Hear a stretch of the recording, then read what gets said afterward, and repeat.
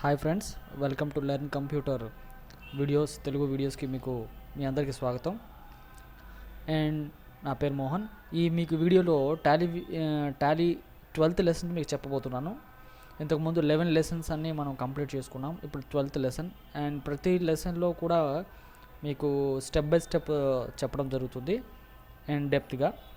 So కాబట్టి ఏమీ రాని వాళ్ళు బేసిక్స్ కూడా, అంటే కామర్స్ వాళ్ళు, నాన్ కామర్స్ వాళ్ళు కూడా ఈ ట్యూటోరియల్స్ని ఒకటికి రెండు సార్లు చూసి ఒక్కొక్కటికి రెండు సార్లు చూసి నేర్చుకోవచ్చు.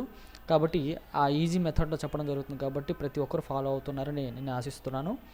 సో ఈ లెసన్లో మీకు వోచర్స్ ఎంట్రీ గురించి చెప్పబోతున్నాను. వోచర్ ఎంట్రీ అనేది the main step of entire Tally program. మనం ఇంతవరకు టాలీ ప్రోగ్రాంలో ఇంతకుముందు మీకు లెసన్స్లో చెప్పాను. టాలీ ప్రోగ్రాంలో స్టెప్స్ ఎలా అంటే గ్రూప్స్ అని, తర్వాత లెడ్జెస్ అని, తర్వాత వోచర్ ఎంట్రీ అని చేయాలని చెప్పాను. సో గ్రూప్స్, లెడ్జెస్ ఇంతకుముందు లెసన్స్లో చెప్పడం జరిగింది. ఈ లెసన్లో వోచర్ ఎంట్రీ గురించి మనం చూద్దాం. సో వోచర్ ఎంట్రీ అనేది ఏంటి అంటే ద మెయిన్ స్టెప్ అని చెప్తున్నాను. వోచర్ ఎంట్రీ అంటే మన కంప్యూటర్లో మన అకౌంట్ సంబంధించిన ట్రాన్సాక్షన్స్ అన్నీ కూడా ఇలా వోచర్ ఎంట్రీ చేయడం ద్వారా మన వ్యవహారాన్ని పూర్తిగా కంప్యూటర్లోకి అకౌంట్స్లో ఎంట్రీ చేసినట్టు లెక్క. కాబట్టి అయితే మనము ఇదే వోచర్ ఎంట్రీని మాన్యువల్ అకౌంటింగ్లో అయితే జర్నల్ ఎంట్రీ అంటాము. ఇక్కడ వోచర్ ఎంట్రీలు ఆ పని చేస్తాం అన్నమాట. సో ఇక్కడ జర్నల్ ఎంట్రీ అంటే ఏంటి? మనకిచ్చే ట్రాన్సాక్షన్స్లో ఒక డెబిట్, ఒక క్రెడిట్ రాస్తాం కదా, దాన్ని జర్నల్ ఎంట్రీ అంటాం. అదే పని ఇక్కడ మనము అదే వ్యవహారాన్ని వోచర్ ఎంట్రీలో ఇక్కడ చేస్తాం అనమాట టాలీలో. అయితే టాలీలో వోచర్ ఎంట్రీ చేయటం అనేది ఏంటి అంటే కొంచెం డిఫరెంట్ వేలో ఉంటుంది. అది ఎలా అంటే, ఇప్పుడు మనకి టాలీ ప్రోగ్రాంలో వోచర్స్ అనేవి డిఫరెంట్ వోచర్స్ ఉంటాయి, అకౌంటింగ్ వోచర్స్. సో వాటిని గురించి మనం తెలుసుకోవాలి. ఫర్ ఎగ్జాంపుల్, ఇప్పుడు మనం ఒక ట్రాన్సాక్షన్ జరిగింది, ఆ ట్రాన్సాక్షన్ ఏ వోచర్లో వేయాలి అనేది మనం ముందు తెలుసుకోవాలి. సో దానికి ముందు మనం తెలుసుకోవాల్సింది ఏంటి అంటే మనకి వోచర్ టైప్స్ ఎన్ని అని మనం తెలుసుకోవాల్సి ఉంటుంది అనమాట. చూడండి, ఇక్కడ అకౌంటింగ్ వోచర్స్ మొత్తం మనకి 6 or 7 వోచర్స్ టైప్స్ ఉన్నాయి. అందులో మనం ఒక్కొక్కటి దాని గురించి ఎక్స్ప్లెయిన్ చేస్తున్నాను. అంటే ఇక్కడ చూడండి, ఫస్ట్ ఇది Contra voucher, and second one payment voucher, receipt voucher, journal voucher, sales voucher అని చెప్పేసి ఉన్నాయి కదా. వీటి గురించి మనం పర్టికులర్గా బాగా తెలుసుకోవాలి. ఎందుకంటే వోచర్ ఎంట్రీ చేయటం ద్వారానే మనం చేయవలసిన స్టెప్ ఏదైతే ఉందో అది కంప్లీట్ అవుతుంది అన్నట్టు. కాబట్టి మనం ఇక్కడ వోచర్ ఎంట్రీ చేయాలంటే ఫస్ట్ వీటికి ఎన్ని రకాల వోచర్స్ ఉన్నాయో మనం బాగా తెలుసుకొని వాటిని అర్థం చేసుకోవాల్సి ఉంటుంది అన్నట్టు. కాబట్టి ఫస్ట్ మనము కాంట్రా వోచర్ గురించి మాట్లాడదాం.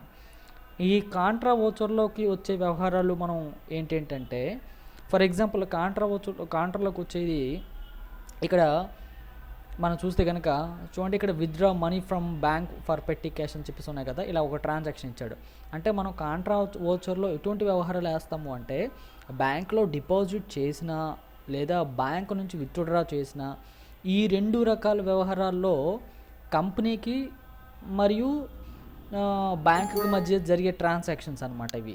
కాబట్టి ఇటువంటి ట్రాన్సాక్షన్స్ని మనం కాంట్రా వోచర్లో వేయాలి. ఓకేనా? తర్వాత పేమెంట్ వోచర్స్. ఇప్పుడు పేమెంట్స్ అంటే తెలుగులో మనం చెల్లింపులు అంటాం. మన సంస్థ దగ్గర నుంచి, ఇక్కడ సంస్థ అంటున్నానంటే మీరు ఏ కంపెనీ తరపు అయితే అకౌంట్స్ రాస్తున్నారో ఆ కంపెనీ తరపు నుంచి మనం ఆలోచిస్తున్నట్టు. ఆ కంపెనీలో జరిగే అన్ని రకాల payments, cash payments and cheque payments అన్నీ కూడా మనం పేమెంట్ వోచర్లో వేయాలి. ఓకే, ఫర్ ఎగ్జాంపుల్ చెప్తున్నాను ఏంటంటే, పేమెంట్లో ఇప్పుడు మనం ఒక శాలరీస్ పే చేసాం. శాలరీస్ పే చేస్తే అది మనకి ఖర్చు, అది కూడా మనం పేమెంట్ వోచర్లో వేయాలి. అలాగే ఇప్పుడు మనం ఇంకా ఇతర ఏవైనా ఖర్చులు పెట్టాం, లేదా ఒక వస్తువు కొనేటప్పుడు అమౌంట్ పోతుంది.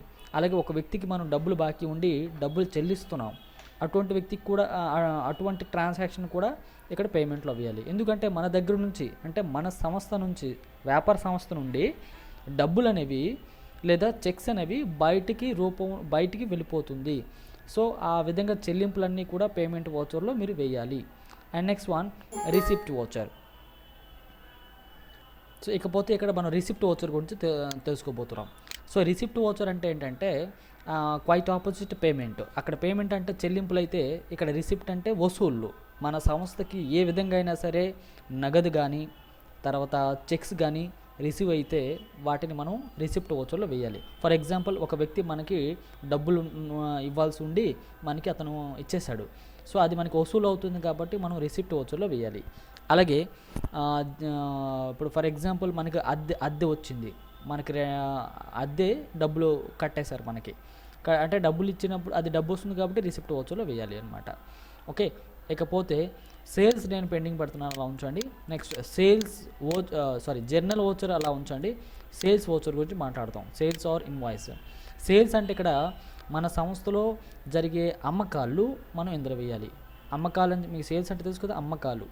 అది కూడా అది నగదుకు అమ్ముకున్నా మనం రూపాయి అమ్మినా మొత్తం మీద ఈ అమ్మకాలు అనేవి సేల్స్ ఓచర్లో వేయాల్సి ఉంటుంది అన్నట్టు. తర్వాత క్రెడిట్ నోట్ ఓచర్ అంటే మనం సేల్స్ చేసింది ఆ సరుకు మళ్ళీ తిరిగి మనకిచ్చేస్తే దాన్ని మనం సేల్స్ రిటర్న్స్ అంటాం. ఆ సేల్స్ రిటర్న్స్ ట్రాన్సాక్షన్ అనేది ఇక్కడ క్రెడిట్ నోట్ ఓచర్లో వేయాలి. ఓకే, నెక్స్ట్ పర్చేజ్ ఓచర్ అంటే కొనుగోళ్ళు. మనం సరుకులు కొంటాం, ఇక్కడ కొన్న సరుకుని మనం పర్చేజ్ ఓచర్లో వేయాల్సి ఉంటుంది అనమాట. అది నగదుకు డబ్బులు ఇచ్చి కొనుక్కున్నా రూపాయికు తెచ్చుకున్నా అది మనం పర్చేజ్ ఓచర్లో వేయాలి. ఒక విషయం గుర్తుపెట్టుకోండి ఫ్రెండ్స్, ఇక్కడ ఒక వస్తువు కొనడం అంటే ఫర్ ఎగ్జాంపుల్ నేను ఒక బైక్ కొన్నాను, అది పర్చేజ్ ఓచర్లో రాదు, పేమెంట్ ఓచర్లో వెళ్తుంది.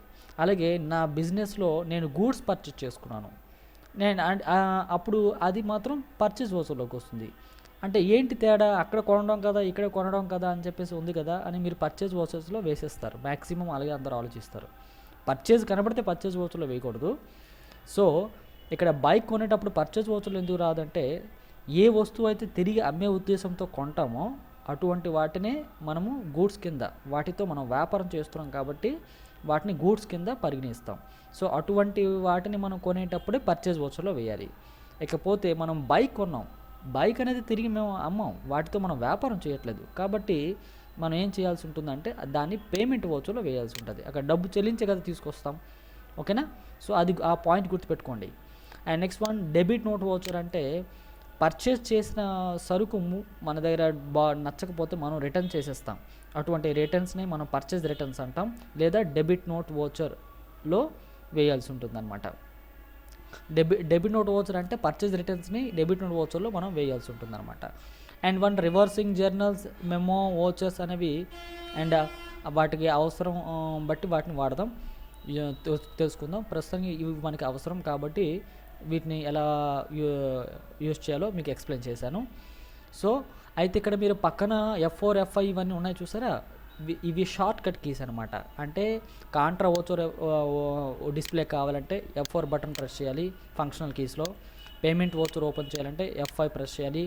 రిసిప్ట్కి ఏమో F6, జర్నల్కి ఏమో F7 అండ్ సేల్స్ ఓచర్స్కి ఏమో F8, క్రెడిట్ నోట్ ఓచర్కి ఏమో కంట్రోల్ F8 ప్రెస్ చేయాలి. అండ్ పర్చేజ్ ఓచర్కి ఏమో F9 ప్రెస్ చేయాలి. డెబిట్ నోట్ ఓచర్కి ఏమో కంట్రోల్ F9. ఇలా ప్రతి ఓచర్కి ఒక బటన్ ఉంటుంది. ఆ బటన్ ప్రెస్ చేయడం ద్వారా ఆ ఓచర్ మనకి డిస్ప్లే అవుతుంది అన్నట్టు. అయితే ఇక్కడ చూడండి, debit note vouchers, credit note ఓచర్లు మీ టాలీ ప్రోగ్రాంలో డిఫాల్ట్గా డీయాక్టివేట్లో ఉంటాయి. అంటే మీరు కంట్రోల్ F8 ప్రెస్ చేసిన తర్వాత, కంట్రోల్ F9 ప్రెస్ చేసిన తర్వాత మీకు ఈ ఓచర్స్ డిస్ప్లే కావు. వాటిని మనము యాక్టివ్ చేసుకోవాల్సి ఉంటుంది అనమాట టాలీలో. అంటే F11 ఫీచర్స్ అనేలోకి వెళ్ళి వాటిని యాక్టివేట్ చేయాలి. వాటిని ఎలా యాక్టివేట్ చేయాలో మీకు ఆ సందర్భానుసారంగా మీకు తెలియజేస్తాను. సో ప్రస్తుతానికి ఈ ఓచర్స్ గురించి మీకు చెప్పాను కదా. సో ఇప్పుడు ఎంట్రీస్ అనేవి ఈ ఓచర్స్లో ఏ ఎంట్రీ ఎందులోకి వస్తాయో మనం డైరెక్ట్గా ప్రాక్టికల్గా చూద్దాం. రైట్, సో ఇక్కడ చూడండి మనకి ట్రాన్సాక్షన్స్ ఉన్నాయి. నేను ఈ ప్రాబ్లం మీద మీకు అన్ని ఎగ్జాంపుల్స్ చెప్పుకుంటూ వస్తున్నాను. అండ్ ఈ ప్రాబ్లం ఇప్పటి వరకు ఈ ప్రాబ్లంలో కావాల్సిన లెడ్జర్స్ ఏ విధంగా తయారు చేయాలి, గ్రూప్స్ ఏంటి, ఇలాంటివన్నీ కూడా మీకు లాస్ట్ క్లాస్లో చెప్పడం జరిగింది. అండ్ ఈ ప్రాబ్లమ్స్లో మనకి ఇచ్చి ట్రాన్సాక్షన్స్ని ఓచర్స్ ఎలా ఎంటర్ చేయాలో ఇప్పుడు చూద్దాం. ఇక్కడ చూడండి, mister Naveen Reddy started business with cash 10 lakhs అన్నాడు కదా.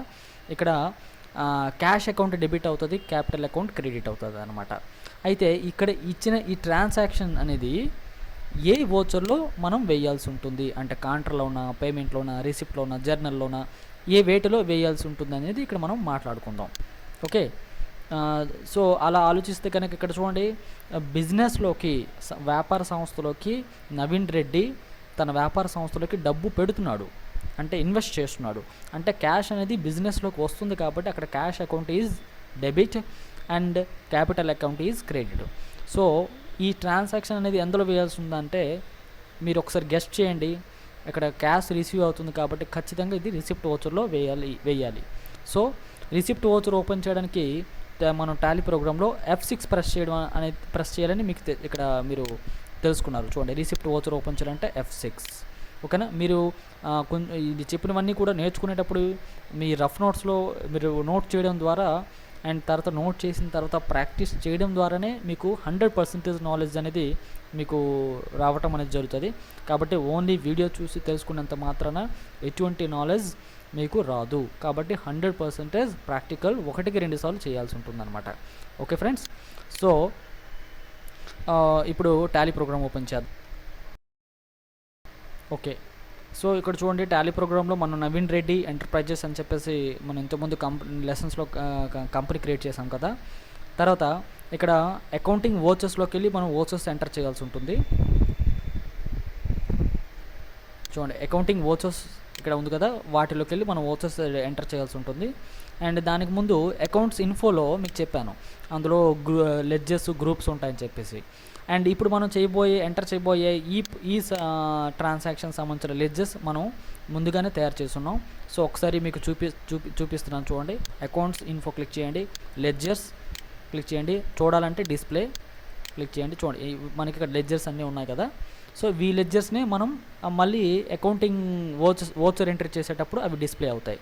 వోచర్ ఎంట్రీలో ఖాతాలు అనేవి మనం కొత్తగా క్రియేట్ చేసిన అవసరం లేదు, ఎందుకంటే ఇక్కడ ఆల్రెడీ లెడ్జర్ క్రియేట్ చేస్తాం కదా. ఈ లెడ్జర్స్నే యూజ్ చేసి వోచర్ ఎంట్రీ మనం చేస్తాం. కాబట్టి ఫ్రెండ్స్ వెనక్కి వచ్చేద్దాం. ఇక్కడ రండి, ఇక్కడ చూడండి, అకౌంటింగ్ వోచర్స్ క్లిక్ చేయండి, డబుల్ క్లిక్ చూడండి. ఇచ్చిన తర్వాత మీకు ఇక్కడ ఫస్ట్ ఇక్కడ పేమెంట్ వోచర్ డిస్ప్లే అయింది చూడండి. రైట్ సైడ్ ఇక్కడ చూస్తే కనుక లెఫ్ట్ సైడ్ మీకు పేమెంట్ వోచర్ డిస్ప్లే అయింది. సో ఇక్కడ వోచర్, ఇది పేమెంట్ వోచర్. తర్వాత ఈ వోచర్లో డేట్ ఇక్కడ డిస్ప్లే అవుతుంది. తర్వాత ఇక్కడ ఈ ఏరియా అంతా కూడా పర్టికులర్స్ ఏరియా, డెబిట్ క్రెడిట్ చేస్తాం కదా, ఆ ఖాతాలు ఇక్కడ వేయాల్సి ఉంటుంది. తర్వాత అండ్ ఇక్కడ టోటల్ అమౌంట్ డిస్ప్లే అవుద్ది. తర్వాత ఇది నరేషన్ కాలం. ఈ నరేషన్ కాలంలో మీ ట్రాన్సాక్షన్ సంబంధించిన వివరణ ఏదైనా ఉంటే కనుక రాసుకోవచ్చు. తర్వాత ఈ వోచర్స్ని సేవ్ చేసేయచ్చు అనమాట. అండ్ అలాగే మీరు అకౌంటింగ్ వోచర్స్ ఓపెన్ చేసిన తర్వాత మీకు ఇక్కడ రైట్ సైడ్ బటన్ ప్యానల్లో ఏ వోచర్ ఓపెన్ చేస్తే, అంటే ఏ వోచర్ ఓపెన్ చేయాలని మీకు గుర్తులేనప్పుడు ఈ బటన్ ప్యానల్లో ఈ వోచర్స్ తాలూకా షార్ట్ కట్ కీస్ మీకు కనబడుతున్నాయి.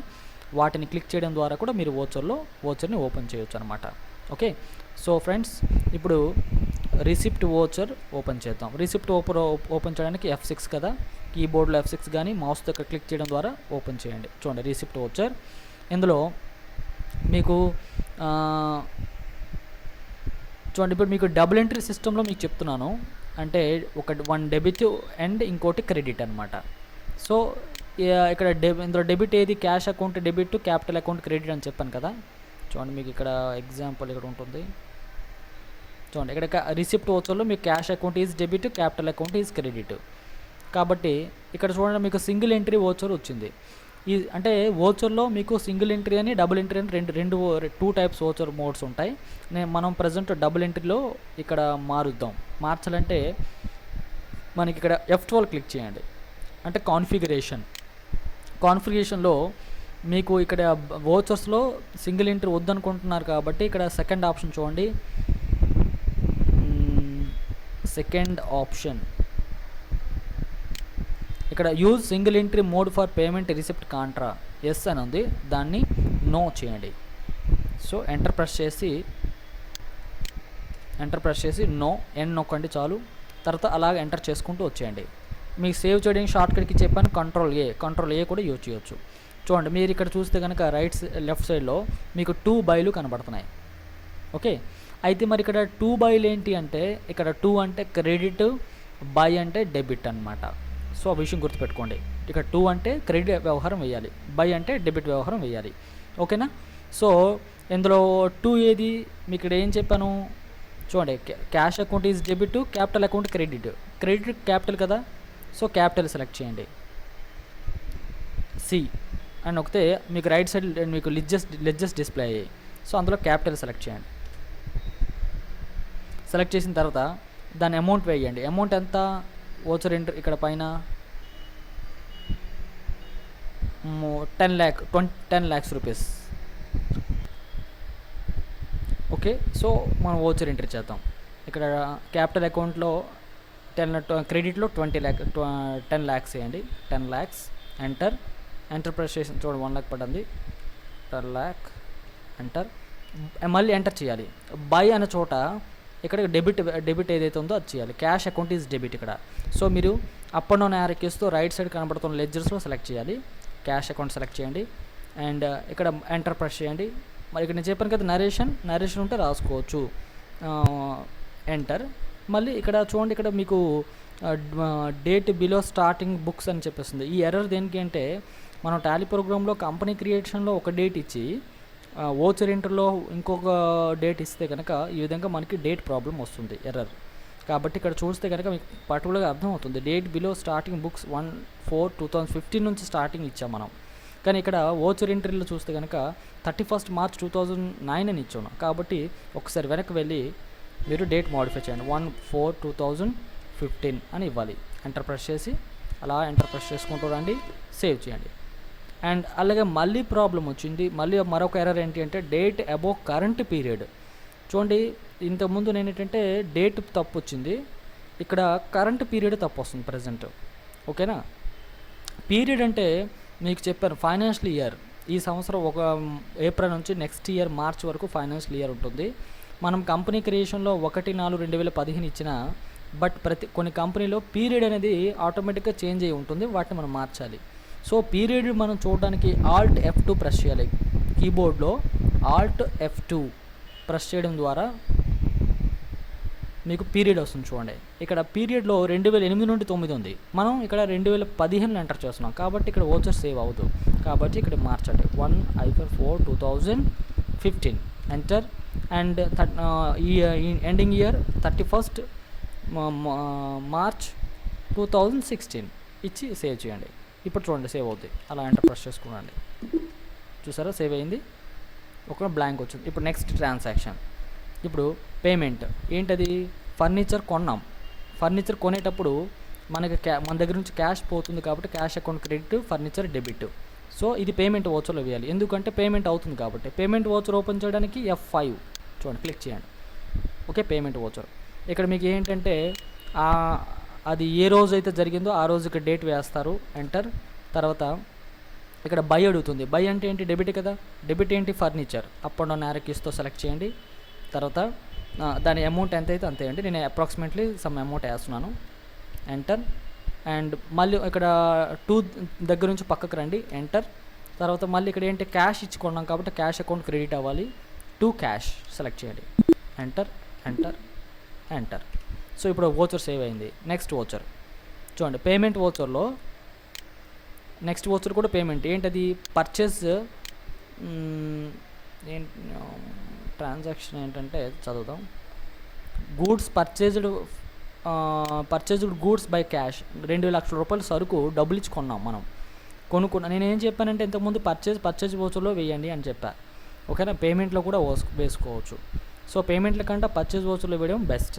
ఓకే, సో నేను ఇక్కడ పర్చేజ్ ఓచర్ ఓపెన్ చేయడానికి F9 ప్రెస్ చేస్తున్నాను. చూడండి, అయితే ఇక్కడ పర్చేజ్ ఓచర్ ఓపెన్ చేసిన తర్వాత ఇక్కడ మీకు డెబిట్ క్రెడిట్లు రావాలంటే యాజ్ ఓచర్ క్లిక్ చేయాలి. యాజ్ ఓచర్ క్లిక్ చేసిన తర్వాత 2 బైలు, అదే డెబిట్ క్రెడిట్లు అన్నా 2 బైలు అన్నా ఒకటే. ఎంటర్. సో ఇక్కడ 2 అంటే ఇక్కడ క్యాష్ అకౌంట్ మనం కొనేటప్పుడు సరుకు మనకు వస్తుంది అండ్ డబ్బులు మన నుంచి పోతుంది కాబట్టి క్యాష్ అకౌంట్ క్రెడిట్ చేయాలి. చూడండి, ఇక్కడ రైట్ సైడ్ కనబడుతున్న లెడ్జెస్లో క్యాష్ అకౌంట్ సెలెక్ట్ చేయండి. ఎంటర్. అండ్ ఎంత డబ్బులు ఇచ్చి కొనుక్కున్నామో అంత, approximately 5 lakhs rupees. Enter. By purchase account.